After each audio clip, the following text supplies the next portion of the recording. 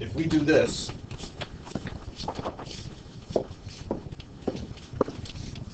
then they are equal, no matter how it looks. And at the top, let's write rhombus. And off to the side, 4 equal sides. So if all the information that you have is 4 equal sides, don't jump to square. Just think of the rhombus. Okay? If we're given that we have 4 equal sides and 4 right angles, then we can jump to thinking about the square. A rhombus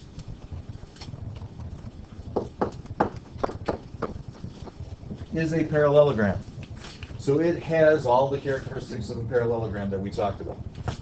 If you look back at that worksheet, it's still got the opposite angles equal, opposite sides obviously are equal since everything's the same. You've still got alternate interior angles showing up, but we've got some extra characteristics that we have to think about. Let's put 50 this time. This is a parallelogram. So if you've got 50 there, you can fill out the rest of it. Tell me what should go here, here, and here. What's going to go directly opposite? 50. What's going to go in the other 2 spots? 130. 130. Whole thing has to add up to 360, so that's a way to check yourself. And anything that is consecutive is going to add up to 180. Once you start throwing diagonals into a rhomboidal situation, this occurs. Not only does it split it, it splits it in half. You've still got 130 here, 130 here. And since this is a rhombus and all these sides are equal, I've got another situation where isosceles triangles are showing up.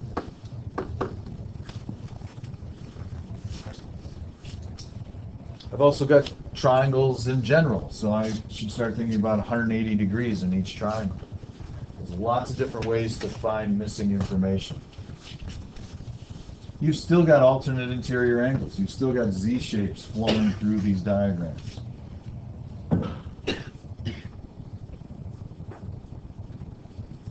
Using the same information, I'd have 25 and 25, 25 and 25. If I split up the 130s, then I've got 65 and 65.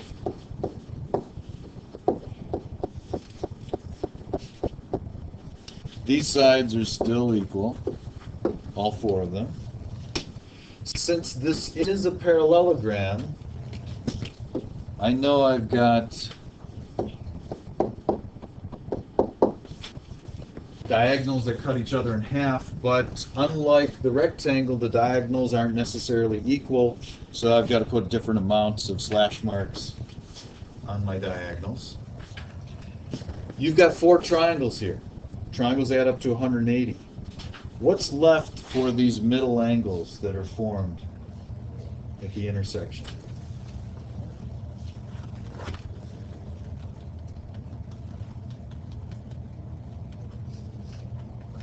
How much is left? 90.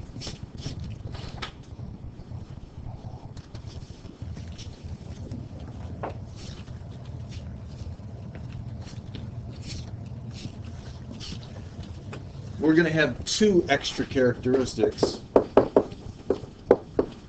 for a rhombus.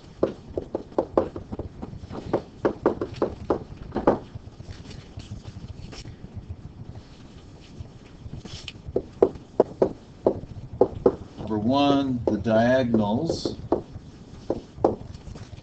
form right angles. What's an easier way of saying that? What's a symbol I can use?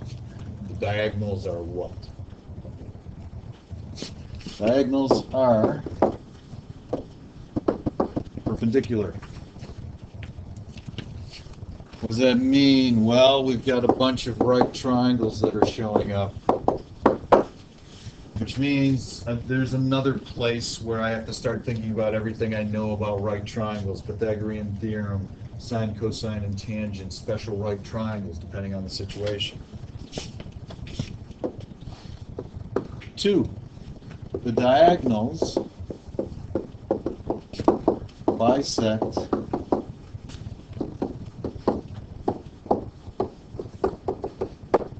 big angles.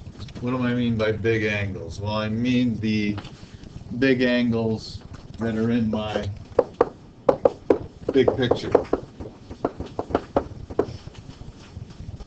So I know the 50 is going to get split in half. I know the 130 is going to get split in half by the diagonals. If you go back to the rectangle worksheet, our extra characteristic for rectangles was diagonals are equal. Anytime I mention extra characteristic, you know it has something to do with the diagonals. And the extra characteristics are always beyond the parallelogram. The rectangle and the rhombus have all of the parallelogram characteristics.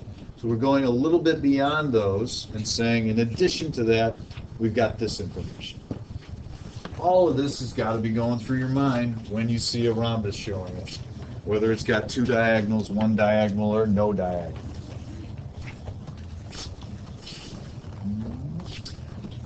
Turn your paper over.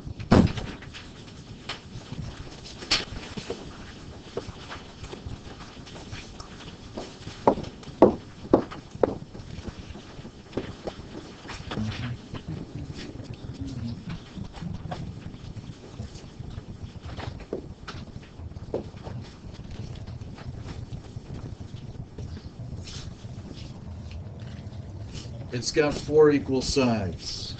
So I make a determination that I'm looking at a rhombus. As soon as I'm thinking of rhombus, I'm thinking to myself, it has all of the parallelogram characteristics, plus the diagonals bisect the big angles, and if I had 2 diagonals, they would form right angles. I don't have 2 diagonals, so I don't have to worry about that one. I should be able to fill in everything else now. If that's 33 right there, what's right there? If this is a rhombus. 33. Diagonals bisect the big angles. This is an isosceles triangle, so this is also going to be 33. This is also going to be 33 for a variety of reasons. You've got Z-shapes running through this. You've got alternate interior angles. You know your extra characteristic is that the big angles get cut in half. You know that this big angle here has got to be the same as this. Next to this, draw a big picture. When I say big picture, I just mean draw it without the diagonal. That's got to be 66. That's got to be 66.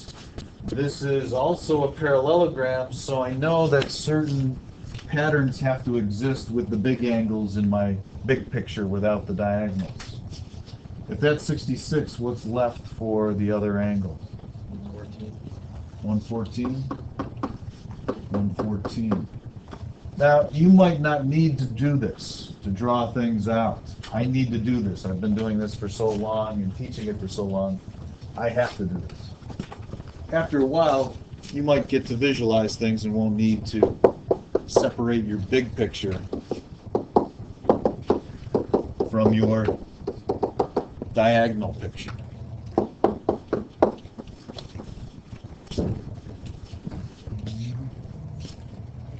But always keep this in the back, keep this in the back of your mind, even if you're not staring at it in the original diagram. Think about what the big angles look like.